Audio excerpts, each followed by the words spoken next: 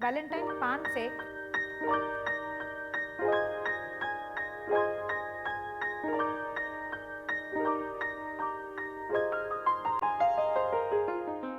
જય Jinendra, welcome to Sanjeev Kapoor ખજાનો.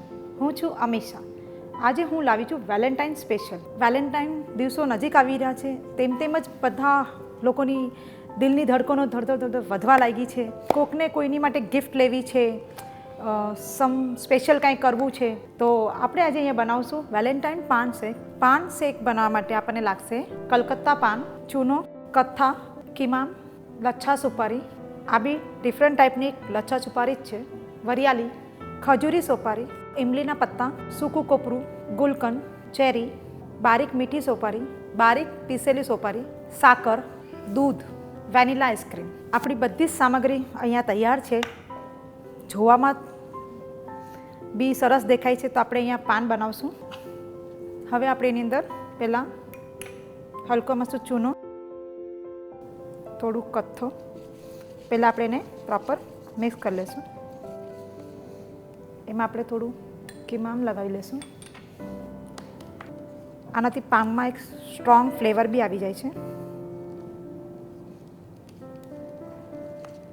હવે આપણે એની અંદર આ જે બધી સોપારીનો ફ્લેવર્સ છે, ડિફરન્ટ, જે આ બારીક સોપારીનો ક્રશ છે,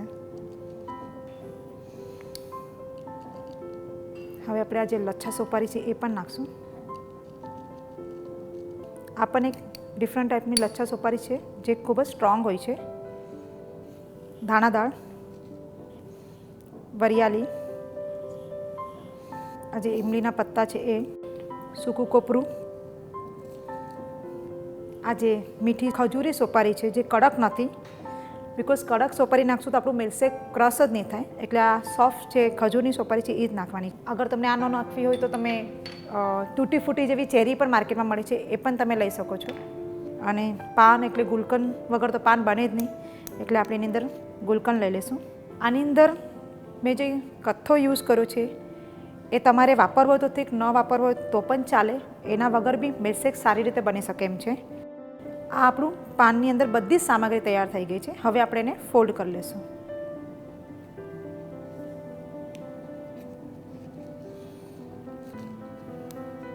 આપણું પાન તૈયાર થઈ ગયું છે. હવે આપણે મિલ્કશેકની તૈયારી કરીશું.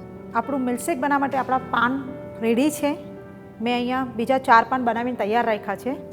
હવે આપણે મિક્સરમાં દૂધ લેશું.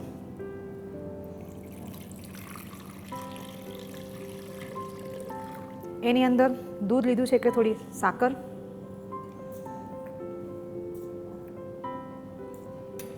આ જે ચેરી છે એ પણ અંદર નાખી દીધી છે. અને હવે આ જે બનાવેલા પાન છે એ જ આપણે આખા અંદર નાખી દીધા છે. અને હવે આપણે એની અંદર વેનીલા આઈસ્ક્રીમ, હવે આપણે એને પ્રોપર ગ્રાઇન્ડ કરી લઈએ.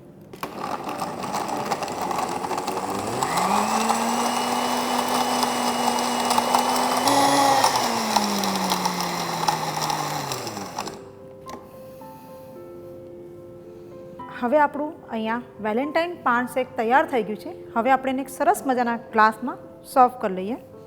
એની માટે આપણે વેનીલા આઈસ્ક્રીમ, હવે આપણે એને આ મિલ્કશેકને આની અંદર લઈ લઈશું.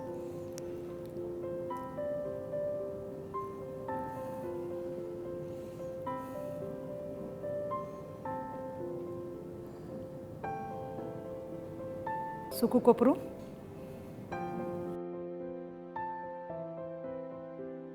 અને આપણે સરસ મજાની ચેરીથી આ આપણું વેલેન્ટાઇન પાન શેક તૈયાર થઈ ગયું છે. વેલેન્ટાઇન નજીક આવી રહ્યું છે. તમે પણ તમારા જેને પણ પ્રેમ કરો છો એની માટે આ સ્પેશિયલ ડ્રિંક બનાવીને એની મજા લઈ શકો છો.